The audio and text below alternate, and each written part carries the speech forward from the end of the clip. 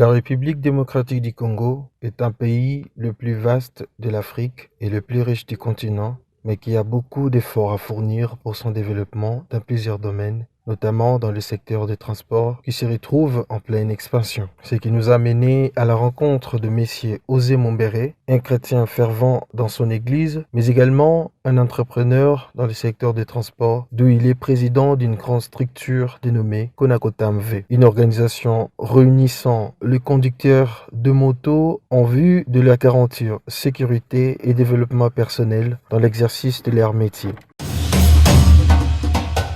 Merci beaucoup, encore une fois, de nous retrouver ce matin.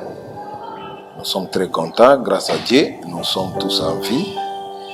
Comme nous avons dit la fois passée, nous répondons au nom de Messier Mombere Boulere Osé, membre adventiste et ancien de l'Église. Comme nous avons parlé de l'Église la fois passée, nous devons aussi parler de ce que nous vivons étant maintenant personnes physiques dans la vie courante. En fait, je suis entrepreneur, d'abord de nature, et puis entrepreneur par formation, parce que j'ai fait l'entrepreneuriat et gestion des affaires. Et j'interviens dans plusieurs domaines. J'interviens dans l'éducation, comme nous avons déjà une école qui est fonctionnelle, école primaire et puis école secondaire. Sur le plan financier, nous sommes initiateurs d'une microfinance qui aide beaucoup de gens, qui travaille avec beaucoup de gens. Et bientôt, nous sommes en train d'envisager faire cette structure comme une institution de microfinance. Et dans le domaine des communications, nous sommes aussi là parce que nous sommes aussi agrégateurs chez RTL, agent M-Pesa, et dans les banques, nous sommes aussi agent Cash Express, Equity BCDC. Chez RTL, nous sommes aussi agents, chez Orange, nous sommes aussi agents. Donc vous voyez, dans la diversité, nous faisons beaucoup de choses pour que peut-être nous puissions voir comment Dieu peut nous aider aussi à faire des grandes choses. Maintenant, nous allons chuter avec ce que nous faisons aujourd'hui, comme nous avons aussi embrassé le monde du transport. C'est ainsi que nous avons choisi de créer une association dénommée Collectif National des Conducteurs de Taxis, Motos et Véhicules, Konakotamve en sigle. Donc c'est une structure qui encadre les chauffeurs, c'est une structure aussi qui encadre aussi les patrons des chauffeurs, et c'est une structure qui sensibilise à ceux-là qui veulent aussi avoir des véhicules, qui veulent aussi avoir des motos. Donc c'est une structure qui aide vraiment les sociales des Congolais. Et nous sommes situés à Selembao.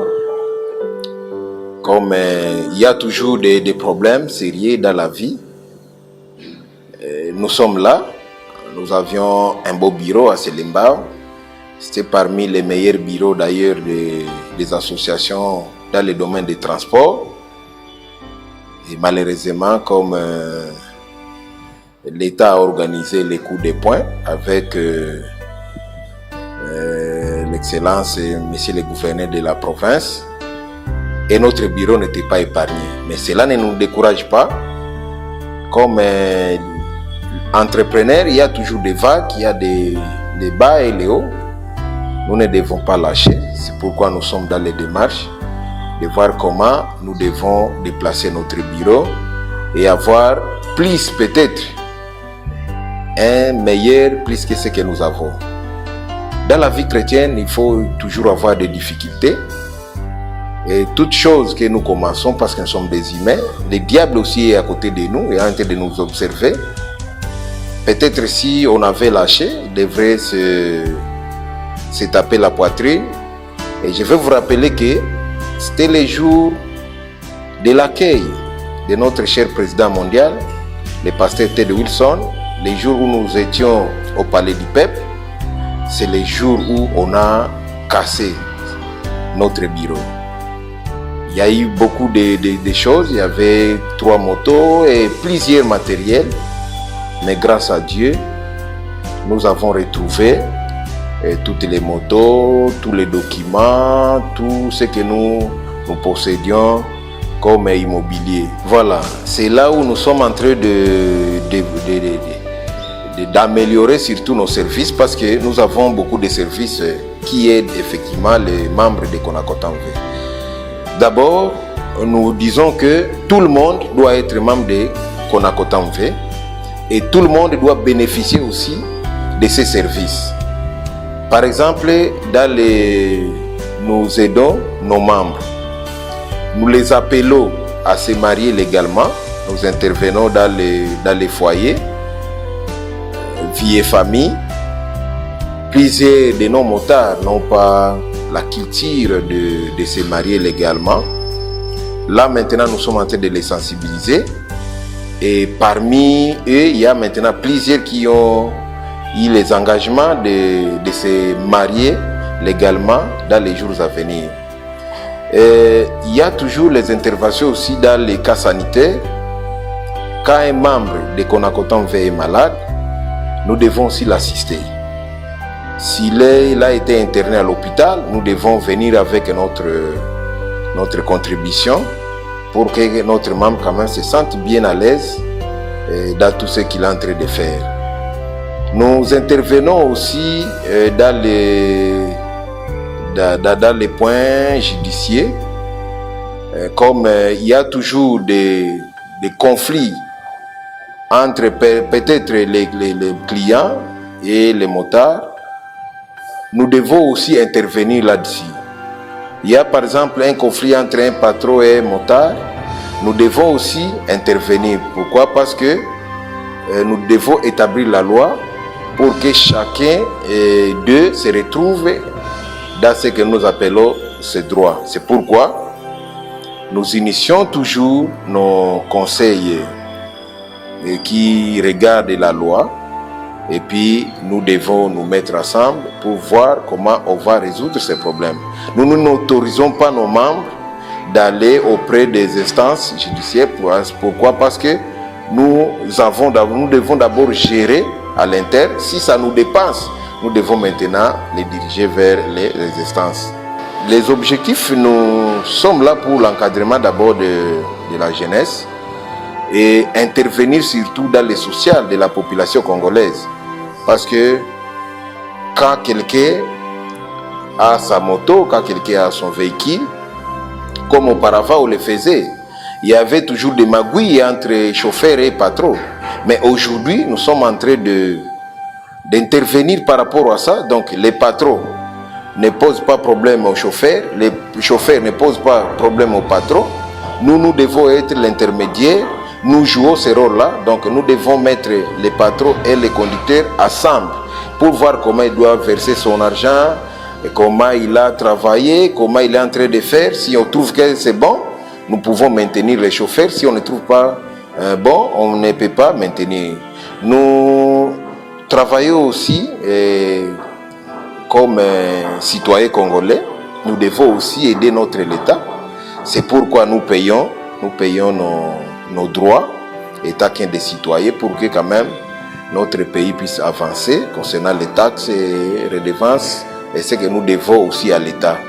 Maintenant, ce que aussi nous demandons à l'État, comme nous sommes en train de sensibiliser nos membres, l'État aussi doit intervenir, l'État aussi doit nous venir en aide pour qu'ensemble nous puissions produire quelque chose de bon et les motards et les patrons doivent être aussi à l'aise dans leurs activités. Donc, si d'autres plans, on peut aller dans les plans sanitaires par exemple.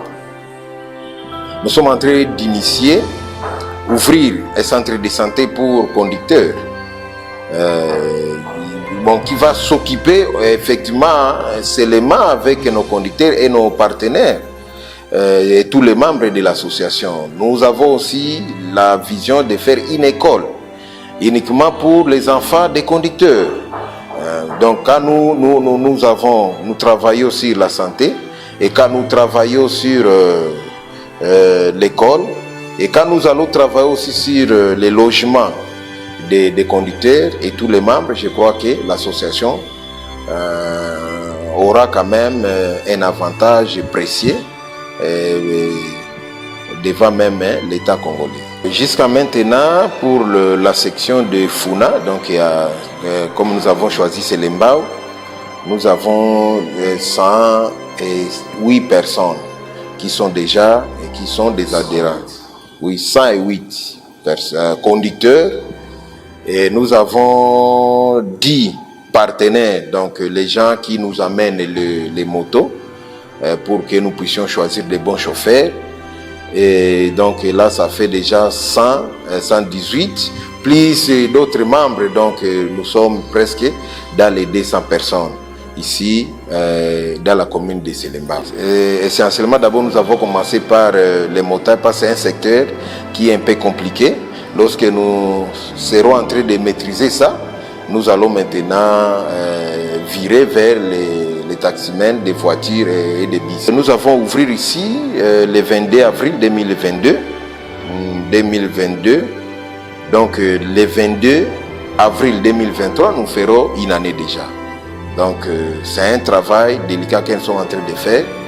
Et surtout, nous sommes en train de remercier les autorités qui nous accompagnent, parce que sans eux, sans elles, vraiment, nous ne pouvons rien faire, parce qu'il y a beaucoup de dérapages, beaucoup à former, beaucoup à faire. Aujourd'hui, nous voulons mettre tout le patron à l'aise. Nous leur disons surtout, restez à la maison, nous allons faire notre travail. Donc, toi, attendez seulement le versement, et nous le faisons pour que quand même ça soit de bonne qualité. Nous le faisons chaque fin du mois. Donc, si un motard travaillait pour 4 semaines, le patron a le droit de venir, de passer au bureau. Nous allons lui verser tous les montants. Et surtout, nous sommes en train de les initier à avoir des comptes bancaires. Nous devons transférer directement dans leurs comptes bancaires pour qu'ils ne puissent pas avoir beaucoup de déplacements. Nous suivons les motards. Les motards versent chez nous chaque jour. Après un mois, nous devons virer maintenant les montants du patron vers son compte bancaire. Donc il n'y a pas à s'inquiéter. Aujourd'hui, maintenant, il y a quelqu'un qui a commencé avec des motos. Nous les félicitons parce qu'aujourd'hui, il est à 6. Et il a un projet de faire 10, je crois, à la fin de ce mois. Imaginez, vous avez déjà 10 motos bien sécurisées. C'est déjà quelque chose de bon parce que vous travaillez avec une association viable qui doit vous aider. Nous aidons parce que Dieu nous a donné quand même des capacités. Il y a un grand problème, surtout dans les domaines des transports. Vous voyez, c'est un domaine là très compliqué. Parfois, les motards peuvent se révolter, les chauffeurs peuvent se révolter, mais nous sommes en train de les appeler à être calmes. Quand nous travaillons comme ça, normalement, selon les règlements de l'association, nous devons avoir les subventions de l'État, nous devons avoir les dons, nous devons avoir autre chose. Donc c'est ce qui peut être notre avantage. Quand les gens nous voient travailler bien, par exemple, quand les patrons quand même voient que quand même c'est bon, il peut nous donner un don et dire non, félicitations pour le travail abattu. Et moi, je vous donne quelque chose. Donc nous visons d'abord la faisabilité, la visibilité, pour voir à la longue si nous pouvons aussi profiter des dons, des legs, des subventions de l'État. Tout le monde qui conduit une moto, une voiture, un bus, c'est d'office un membre de Konakotam VME. Nous venons auprès d'eux, nous leur sensibilisons, nous leur montrons nos avantages et nous les parlons aussi. Et des fois, plusieurs adhèrent parce qu'ils voient quand même c'est sérieux, ça d'abord il y a du sérieux. Il y a quand même quelque chose de bon. Je vous assure, vous devez être membre de Konakotam V avec quand même des symboles. Comme vous me voyez, il faut que les motards aient quand même son gilet, sa carte de membre pour l'identifier et avoir d'autres choses. Il doit être en règle avec l'État parce que nous devons payer les droits de stationnement, nous devons payer les autorisations de transport, nous devons aussi avoir nos plaques et nous devons quand même avoir certaines choses, donc certains documents qui reflètent effectivement que nous sommes des motards. Donc, les motards n'ont pas à s'inquiéter parce que déjà il y a une association viable, une association qui est vraiment crédible pour eux. Donc ils doivent venir en masse. Si vous avez vos frères, vos soeurs, même vous-même, si vous voulez acheter une moto, nous vous rassurons que cette moto pourra quand même faire quelque chose de bon et pour le développement de la vie d'entrepreneuriat. Oui, et si nous nous sommes attelés dans ce domaine parce que plusieurs de nos conducteurs travaillent 7 sur 7. Donc, ils ne savent pas s'il y a un sabbat, ils ne savent pas s'il y a un repos, ils ne savent pas. Donc, ils travaillent 7 sur 7. C'est pourquoi nous sommes en train de les sensibiliser, comme d'abord État président, je suis en train de les sensibiliser. Non, moi, chaque samedi, si vous m'appelez, vous n'allez pas me retrouver. Je ferme carrément mes téléphones pour quand même me reposer, pour quand même adorer. Et plusieurs connaissent aujourd'hui que non, si vous appelez, monsieur le président, le sabbat, il ne peut pas vous répondre. Nous sommes aussi en train de les appeler à se reposer. Oui, le succès aussi vient de Dieu parce que sans lui, nous ne pouvons rien faire. Il y a beaucoup de problèmes, nous prions. D'ailleurs, nous sommes même plus qu'anciens parce qu'aujourd'hui, nous sommes comme pasteurs. Donc, chaque jour, nous devons prier pour nos membres. Chaque jour, nous pouvons intercéder chaque jour. Donc, nous devons consacrer la journée entre les mains de Dieu. Il y a les patrons, il y a les motards, il y a les partenaires. Donc, tout ça, nous devons les mettre dans les mains de Dieu. La vision de Konakotam vers long terme, nous avons une vision et que nous avons déjà proposé au gouvernement. C'est avoir le nombre exact de tous les conducteurs des taxis, motos et véhicules et comment gérer ces secteurs. Donc nous voulons être une association qui doit disposer, mais qui va disponibiliser un fichier viable pour le gouvernement, de deux pour dans les spirituels. Nous devons aussi les sensibiliser quand même à tourner les yeux à notre Dieu. Parce que, étant chrétien, nous devons aussi quand même sensibiliser nos semblables. Et il faut quand même, comme nous avons dit, il faut aussi les sensibiliser à se marier légalement. Il faut aussi les sensibiliser à être des hommes crédibles. Parce que la considération aujourd'hui des conducteurs, des taxis, motos, des véhicules sont nommés comme des vulgaires, les gens qui injurient facilement, les gens qui ont des connotations là bizarres, kuluna, tout ça. Mais nous sommes en train de les sensibiliser. Nous voulons que quand tu te vois avec un conducteur, quand même, tu dois te dire je suis avec quelqu'un, un responsable qui est quand même utile aussi à la société. Donc la vision, nous avons beaucoup de visions, avoir au moins une école par commune, au moins un centre de santé par commune et épanouir nos activités, pas seulement à Kinshasa, mais dans d'autres provinces. Donc nous, les 5 ans, il faut que nous ayons nos représentations dans toutes les provinces de la République démocratique du Congo. Moi, premièrement, j'appelle toujours à mes collègues et à mes amis. Surtout moi, j'ai cette vision-là d'entrepreneuriat. Les salaires, oui, c'est bon. Mais pour nous, les entrepreneurs, nous devons avoir une autre vision que les salaires. Vous savez, les salaires passent, mais les affaires restent. Donc, étant enfant de Dieu, nous devons aussi entrer. Parce que Dieu lui-même a trouvé que la terre était vide et informe. Et nous, qui étant entrepreneurs, nous devons trouver la terre là vide et informe. La terre existait déjà, mais quand c'est informe, nous devons maintenant y mettre en une forme. Donc, je ne pense pas, dans ma vie chrétienne, je n'ai jamais eu la pensée à dire je peux aller chercher autre chose que Dieu. Non. Donc, un entrepreneur doit trouver quand même la terre vide et informe, mais qu'il apporte quand même. C'est pourquoi nous, chez nous, nous avons une théorie. Et parce que plusieurs entrepreneurs se disent comment moi je peux commencer. Non, on commence dans le vide. Dans le vide là, il faut maintenant amener la forme. Donc, étant que chrétien, nous devons quand même nous focaliser pour ça, pour que nous ayons quand même les bénédictions divines. Le développement d'une nation ne relève pas que des prérogatives des dirigeants ou des gouvernants. Cela implique l'engagement de tout citoyen dans ce qu'il est ou ce qu'il fait pour sa communauté. C'est cela une preuve du patriotisme, car recherchez le bien de la ville où je vous ai mené en captivité et priez l'Éternel en sa faveur, parce que votre bonheur dépend du sien. Dit la Bible dans le livre de Jérémie, chapitre 29, verset 7.